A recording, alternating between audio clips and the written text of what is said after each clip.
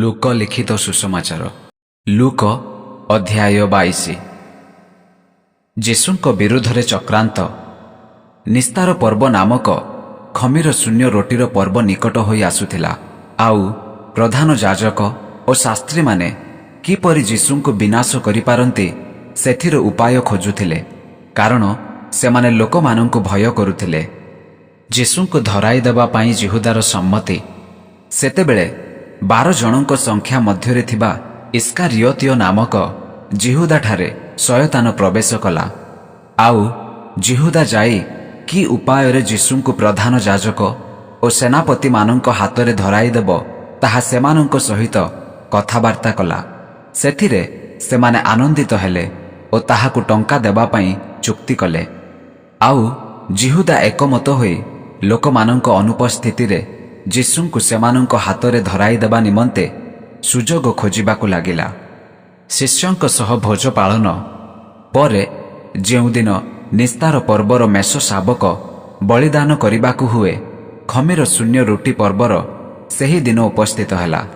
ଆଉ ସେ ପିତର ଓ ଯୋହନଙ୍କୁ ଏହା କହି ପଠାଇଲେ, ଆମ୍ଭେମାନେ ଯେପରି ଭୋଜନ କରିପାରିବୁ, ଏଥିପାଇଁ ତୁମ୍ଭେମାନେ ଯାଇ ଆମ୍ଭମାନଙ୍କ ନିମନ୍ତେ ନିସ୍ତାର ପର୍ବର ଭୋଜ ପ୍ରସ୍ତୁତ କର।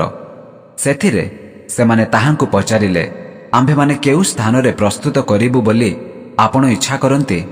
ଯୀଶୁ ସେମାନଙ୍କୁ କହିଲେ, ଦେଖ, ତୁମ୍ଭେମାନେ ନଗରରେ ପ୍ରବେଶ କରନ୍ତେ ଜଳକୁମ୍ଭ ଘେନି ଯାଉଥିବା ଜଣେ ଲୋକ ତୁମ୍ଭମାନଙ୍କୁ ଭେଟିବ।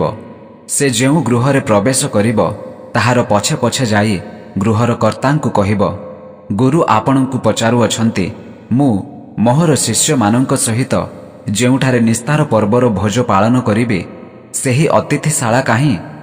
ସେଥିରେ ସେ ତୁମ୍ଭମାନଙ୍କୁ ସୁସଜ୍ଜିତ ଗୋଟିଏ ଉପରିସ୍ଥ ବୃହତ କୋଠରୀ ଦେଖାଇଦେବେ। ସେ ସ୍ଥାନରେ ପ୍ରସ୍ତୁତ କର।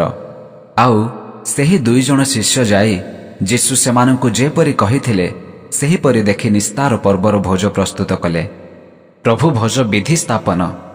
ପୁଣି ନିସ୍ତାର ପର୍ବର ସମୟ ଉପସ୍ଥିତ ହୁଅନ୍ତେ ଯୀଶୁ ଓ ତାହାଙ୍କ ସଙ୍ଗେ ପ୍ରେରିତମାନେ ଭୋଜନ କରିବାକୁ ବସିଲେ। ଆଉ ସେ ସେମାନଙ୍କୁ କହିଲେ, ମୋହର ଦୁଃଖ ଭୋଗ ପୂର୍ବେ ମୁଁ ତୁମ୍ଭମାନଙ୍କ ସହିତ ଏହି ନିସ୍ତାର ଭୋଜ ପାଳନ କରିବାକୁ ଏକାନ୍ତ ବାଞ୍ଛା କଲି, କାରଣ ମୁଁ ତୁମ୍ଭମାନଙ୍କୁ କହୁଅଛି, ଈଶ୍ୱରଙ୍କ ରାଜ୍ୟରେ ଏହା ସମ୍ପୂର୍ଣ୍ଣ ନ ହେବା ପର୍ଯ୍ୟନ୍ତ ମୁଁ ଆଉ କେବେ ହେଁ ତାହା ଭୋଜନ କରିବି ନାହିଁ। ପୁଣି ସେ ପାନପାତ୍ର ଗ୍ରହଣ କରି ଧନ୍ୟବାଦ ଦେଇ କହିଲେ, ଏହା ନେଇ ଆପଣା ଆପଣା ମଧ୍ୟରେ ଭାଗ କର, କାରଣ ମୁଁ ତୁମ୍ଭମାନଙ୍କୁ କହୁଅଛି, ଈଶ୍ୱରଙ୍କ ରାଜ୍ୟ ନ ଆସିବା ପର୍ଯ୍ୟନ୍ତ ମୁଁ ଆଜିଠାରୁ ଦ୍ରାକ୍ଷା ଫଳର ରସ ଆଉ ପାନ କରିବି ନାହିଁ। ପୁଣି ସେ ରୁଟି ଘେନି ଧନ୍ୟବାଦ ଦେଲେ ଓ ତାହା ଭାଙ୍ଗି ସେମାନଙ୍କୁ ଦେଇ କହିଲେ, ତୁମ୍ଭମାନଙ୍କ ନିମନ୍ତେ ଦତ୍ତ ହେଉଥିବା ମୋହର ଶରୀର ଏହି, ମୋତେ ସ୍ମରଣ କରିବା ନିମନ୍ତେ ଏହା କର।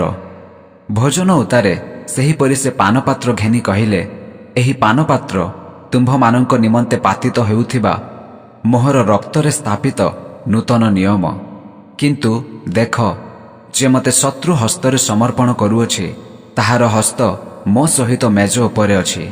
କାରଣ ଯେପରି ନିରୂପିତ ହୋଇଅଛି, ମନୁଷ୍ୟପୁତ୍ର ସେହିପରି ପ୍ରୟାଣ କରୁଅଛନ୍ତି ସତ୍ୟ, ତଥାପି ଯେଉଁ ଲୋକ ଦ୍ୱାରା ସେ ଶତ୍ରୁ ହସ୍ତରେ ସମର୍ପିତ ହେଉଅଛନ୍ତି, ହାୟ ସେ ଦଣ୍ଡର ପାତ୍ର। ତେଣୁ ସେମାନଙ୍କ ମଧ୍ୟରୁ କିଏ ଏହା କରିବାକୁ ଯାଉଅଛି, ସେ ବିଷୟରେ ସେମାନେ ପରସ୍ପର ବାଦାନୁବାଦ କରିବାକୁ ଲାଗିଲେ। ସବୁଠୁ ଶ୍ରେଷ୍ଠ ସମସ୍ତଙ୍କର ସେବକ। ପୁଣି ସେମାନଙ୍କ ମଧ୍ୟରେ କିଏ ଶ୍ରେଷ୍ଠ ବୋଲି ଗଣିତ, ସେ ବିଷୟରେ ସେମାନଙ୍କ ମଧ୍ୟରେ ବିବାଦ ଘଟିଲା। ସେଥିରେ ସେ ସେମାନଙ୍କୁ କହିଲେ, ଅଣଜିହୁଦୀମାନଙ୍କ ରାଜାମାନେ ସେମାନଙ୍କ ଉପରେ ପ୍ରଭୁତ୍ୱ କରନ୍ତି, ଆଉ ଯେଉଁମାନେ ସେମାନଙ୍କ ଉପରେ କର୍ତ୍ତୃତ୍ୱ କରନ୍ତି ସେମାନେ ଲୋକ ସେବକ ବୋଲି ଖ୍ୟାତ ହୁଅନ୍ତି। କିନ୍ତୁ ତୁମ୍ଭେମାନେ ସେ ପ୍ରକାର ହୁଅ ନାହିଁ, ମାତ୍ର ତୁମ୍ଭମାନଙ୍କ ମଧ୍ୟରେ ଯେ ଜ୍ୟେଷ୍ଠ ସେ କନିଷ୍ଠ ପରି ହେଉ, ପୁଣି ଯେ ନେତା ସେ ସେବକ ପରି ହେଉ। କାରଣ କିଏ ଶ୍ରେଷ୍ଠ, ଯେ ଭୋଜନ ନିମନ୍ତେ ମେଜରେ ବସିଅଛି, ନା ଯେ ସେବକ ଭୋଜନ ନିମନ୍ତେ ମେଜରେ ବସିଅଛି, ସେ କି ଶ୍ରେଷ୍ଠ ନୁହନ୍ତି? କିନ୍ତୁ ମୁଁ ତୁମ୍ଭମାନଙ୍କ ମଧ୍ୟରେ ଜଣେ ସେବକ ପରି ଅଛି। ମାତ୍ର ତୁମ୍ଭେମାନେ ମୋହର ସମସ୍ତ ପରୀକ୍ଷାରେ ମୋ ସହିତ ରହି ଆସିଅଛ। ଏଣୁ ମୋହର ପିତା ଯେପରି ମୋ ନିମନ୍ତେ ରାଜ୍ୟ ନିରୂପଣ କଲେ ମୁଁ ମଧ୍ୟ ସେପରି ତୁମ୍ଭମାନଙ୍କ ନିମନ୍ତେ ନିରୂପଣ କରୁଅଛି। ଯେପରି ତୁମ୍ଭେମାନେ ମୋହର ରାଜ୍ୟରେ ମୋ ମେଜରେ ଭୋଜନ ପାନ କରିବ, ପୁଣି ସିଂହାସନରେ ଉପବେଶନ କରି ଇସ୍ରାଏଲର 12 ଗୋଷ୍ଠୀକୁ ଶାସନ କରିବ। ପିତରଙ୍କ ଅସ୍ୱୀକାରର ପୂର୍ବ ସୂଚନା। ସିମୋନ, ସିମୋନ, ଦେଖ, ଗହମକୁ ଚାଲୁଣିରେ ଚଲାଇବା ପରି ଶୟତାନ ତୁମ୍ଭମାନଙ୍କୁ ଚଲାଇବାକୁ ଅନୁମତି ପାଇଅଛି। କିନ୍ତୁ ତୁମ୍ଭର ବିଶ୍ୱାସ ଯେପରି ଲୋପ ନ ହୁଏ, ଏଥିପାଇଁ ମୁଁ ତୁମ୍ଭ ନିମନ୍ତେ ନିବେଦନ କଲି। ପୁଣି ତୁମ୍ଭେ ଫେରିଲା ଉତ୍ତାରେ ଆପଣା ଭାଇମାନଙ୍କୁ ସୁସ୍ଥିର କର। ମାତ୍ର ସେ ତାହାଙ୍କୁ କହିଲେ, ହେ ପ୍ରଭୁ, ମୁଁ ଆପଣଙ୍କ ସହିତ କାରାଗାରକୁ ଯିବାକୁ ଓ ମୃତ୍ୟୁ ଭୋଗ କରିବାକୁ ପ୍ରସ୍ତୁତ ଅଟେ। କିନ୍ତୁ ସେ କହିଲେ, ହେ ପିତର, ମୁଁ ତୁମ୍ଭକୁ କହୁଅଛି, ଆଜି କୁକୁଡ଼ା ନ ଡାକୁଣୁ ତୁମ୍ଭେ ଯେ ମୋତେ ଜାଣ, ଏହା 3 ଥର ଅସ୍ୱୀକାର କରିବ। ଯୀଶୁଙ୍କଠାରେ ବାକ୍ୟର ସଫଳତା। ଆଉ ସେ ସେମାନଙ୍କୁ କହିଲେ, ଯେତେବେଳେ ମୁଁ ତୁମ୍ଭମାନଙ୍କୁ ଗାଞ୍ଜିଆ, ଝୋଲି ଓ ଜୋତା ବିନା ପଠାଇଥିଲି, ସେତେବେଳେ ତୁମ୍ଭମାନଙ୍କର କି କିଛି ଅଭାବ ହୋଇଥିଲା? ସେମାନେ କହିଲେ, କିଛି ନାହିଁ। ସେଥିରେ ସେ ସେମାନଙ୍କୁ କହିଲେ, ମାତ୍ର ଏବେ ଯାହାର ଟଙ୍କା ରଖିବାର ମୁଣା ଅଛି ସେ ତାହା ନେଉ, ସେହି ପ୍ରକାରେ ଝୋଲି ମଧ୍ୟ ନେଉ। ଆଉ ଯାହାର ନାହିଁ ସେ ଆପଣା ବସ୍ତ୍ର ଖଣ୍ଡକ ବିକି ଖଣ୍ଡା କିଣୁ।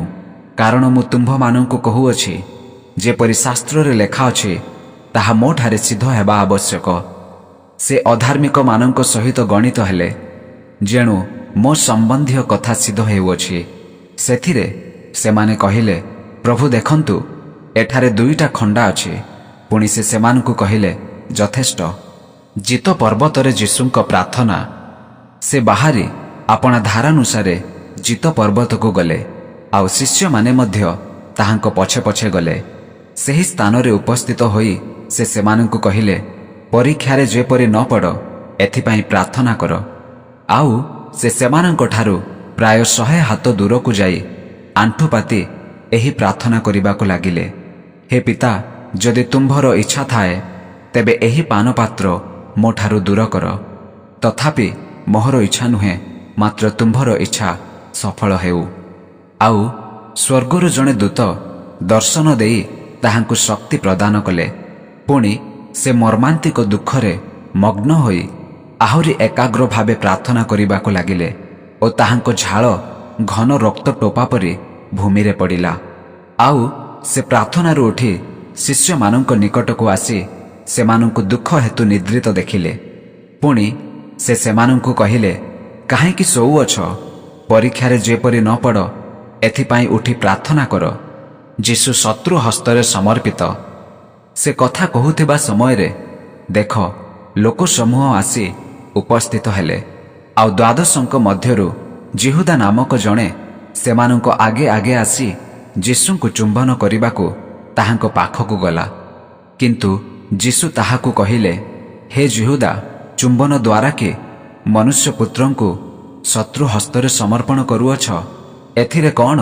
ତାହା ଦେଖି ତାହାଙ୍କ ସଙ୍ଗୀମାନେ କହିଲେ, ପ୍ରଭୁ, ଆମ୍ଭେମାନେ କ'ଣ ଖଡ୍ଗରେ ଆଘାତ କରିବା?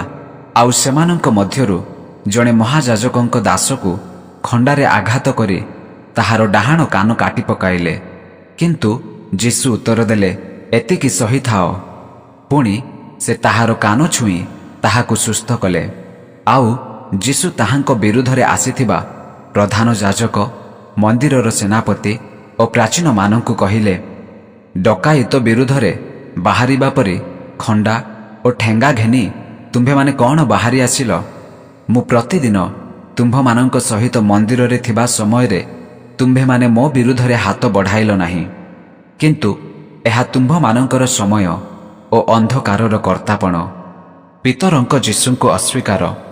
ପରେ ସେମାନେ ତାହାଙ୍କୁ ଘେନିଯାଇ ମହାଯାଜକଙ୍କ ଗୃହକୁ ଆଣିଲେ। କିନ୍ତୁ ପିତର ଦୂରରେ ରହି ପଛେ ପଛେ ଗଲେ। ଆଉ ସେମାନେ ପ୍ରାଙ୍ଗଣ ମଧ୍ୟସ୍ଥଳରେ ନିଆଁ ଜାଳି ଏକାଠି ବସନ୍ତେ ପିତର ସେମାନଙ୍କ ମଧ୍ୟରେ ବସି ରହିଲେ। ଜଣେ ଦାସୀ ତାହାଙ୍କୁ ନିଆଁ ପାଖରେ ବସିଥିବା ଦେଖି ତାହାଙ୍କୁ ଏକ ଦୃଷ୍ଟିରେ ଚାହିଁ କହିଲା, ଏ ଲୋକଟା ମଧ୍ୟ ତାହା ସାଙ୍ଗରେ ଥିଲା। କିନ୍ତୁ ସେ ଅସ୍ୱୀକାର କରି କହିଲେ, ହେ ନାରୀ, ମୁଁ ତାହାକୁ ଜାଣେ ନାହିଁ। ଅଳ୍ପ ସମୟ ଉତ୍ତାରେ ଆଉ ଜଣେ ତାହାଙ୍କୁ ଦେଖି କହିଲା, ତୁମ୍ଭେ ମଧ୍ୟ ସେମାନଙ୍କ ମଧ୍ୟରୁ ଜଣେ। କିନ୍ତୁ ପିତର କହିଲେ, ନାହିଁ ଭାଇ, ମୁଁ ନୁହେଁ। ପ୍ରାୟ ଘଣ୍ଟାକ ପରେ ଆଉ ଜଣେ ଦୃଢ଼ ଭାବରେ କହିବାକୁ ଲାଗିଲା, ଏ ଲୋକଟା ମଧ୍ୟ ନିଶ୍ଚୟ ତାହା ସଙ୍ଗରେ ଥିଲା, କାରଣ ସେ ତ ଗାଲିଲୀୟ ଲୋକ। କିନ୍ତୁ ପିତର କହିଲେ, ଭାଇ, ତୁମ୍ଭେ ଯାହା କହୁଅଛ ମୁଁ ତାହା ଜାଣେ ନାହିଁ। ସେହି କ୍ଷଣି ସେ କହୁ କହୁ କୁକୁଡ଼ା ରାବିଲା। ପୁଣି ପ୍ରଭୁ ବୁଲିପଡ଼ି ପିତରଙ୍କୁ ଏକ ଦୃଷ୍ଟିରେ ଚାହିଁଲେ। ସେଥିରେ, ଆଜି କୁକୁଡ଼ା ଡାକିବା ପୂର୍ବରୁ ତୁମ୍ଭେ ମୋତେ 3 ଥର ଅସ୍ୱୀକାର କରିବ। ଏହି ଯେଉଁ କଥା ପ୍ରଭୁ ପିତରଙ୍କୁ କହିଥିଲେ ତାହା ତାହାଙ୍କ ମନରେ ପଡ଼ିଲା। ଆଉ ସେ ବାହାରକୁ ଯାଇ ଅତ୍ୟନ୍ତ ବ୍ୟାକୁଳ ହୋଇ ରୋଦନ କଲେ। ଯୀଶୁଙ୍କୁ ପରିହାସ ଓ ପ୍ରହାର। ଆଉ ଯେଉଁ ଲୋକମାନେ ଯୀଶୁଙ୍କୁ ଧରି ରଖିଥିଲେ ସେମାନେ ତାହାଙ୍କୁ ପ୍ରହାର କରୁ କରୁ ପରିହାସ କଲେ। ପୁଣି ତାହାଙ୍କ ମୁହଁ ଘୋଡ଼ାଇ ତାହାଙ୍କୁ ପଚାରିବାକୁ ଲାଗିଲେ, ତୁ ପରା ଭାବବାଦୀ, କହ ତ କିଏ ତୋତେ ମାଇଲା? ପୁଣି ସେମାନେ ଆହୁରି ଅନେକ କଥା ତାହାଙ୍କ ବିରୁଦ୍ଧରେ କହି ତାହାଙ୍କର ନିନ୍ଦା କରିବାକୁ ଲାଗିଲେ। ମହାସଭାରେ ଯୀଶୁଙ୍କ ବିଚାର। ସକାଳ ହେଲା କ୍ଷଣେ ଲୋକମାନଙ୍କର ପ୍ରାଚୀନ ବର୍ଗ ପୁଣି ପ୍ରଧାନ ଯାଜକ ଓ ଶାସ୍ତ୍ରୀମାନେ ଏକତ୍ର ହୋଇ ଆପଣାମାନଙ୍କ ମହାସଭାକୁ ତାହାଙ୍କୁ ଘେନିଯାଇ କହିଲେ, ତୁମ୍ଭେ ଯଦି ଖ୍ରୀଷ୍ଟ ତେବେ ଆମ୍ଭମାନଙ୍କୁ କୁହ। କିନ୍ତୁ ସେ ସେମାନଙ୍କୁ କହିଲେ, ମୁଁ ଯଦି ଆପଣମାନଙ୍କୁ କହେ ଆପଣମାନେ ତ ବିଶ୍ୱାସ କରିବେ ନାହିଁ। ପୁଣି ମୁଁ ଯଦି ପ୍ରଶ୍ନ କରେ ଆପଣମାନେ ତ ଉତ୍ତର ଦେବେ ନାହିଁ। କିନ୍ତୁ ଏହାପରେ ମନୁଷ୍ୟପୁତ୍ର ଈଶ୍ୱରଙ୍କ ପରାକ୍ରମର ଦକ୍ଷିଣ ପାର୍ଶ୍ୱରେ ଉପବିଷ୍ଟ ହେବେ। ସେଥିରେ ସମସ୍ତେ ପଚାରିଲେ, ତେବେ ତୁମ୍ଭେ କ'ଣ ଈଶ୍ୱରଙ୍କ ପୁତ୍ର? ସେ ସେମାନଙ୍କୁ କହିଲେ, ମୁଁ ସେହି ବୋଲି ଆପଣମାନେ କହୁଅଛନ୍ତି। ତେଣୁ ସେମାନେ କହିଲେ, ସାକ୍ଷ୍ୟରେ ଆମ୍ଭମାନଙ୍କର ଆଉ କ'ଣ ପ୍ରୟୋଜନ? ଆମ୍ଭେମାନେ ତ ଆପେ ଆପେ ତାହାର ନିଜ ମୁଖରୁ ଏହା ଶୁଣିଲୁ।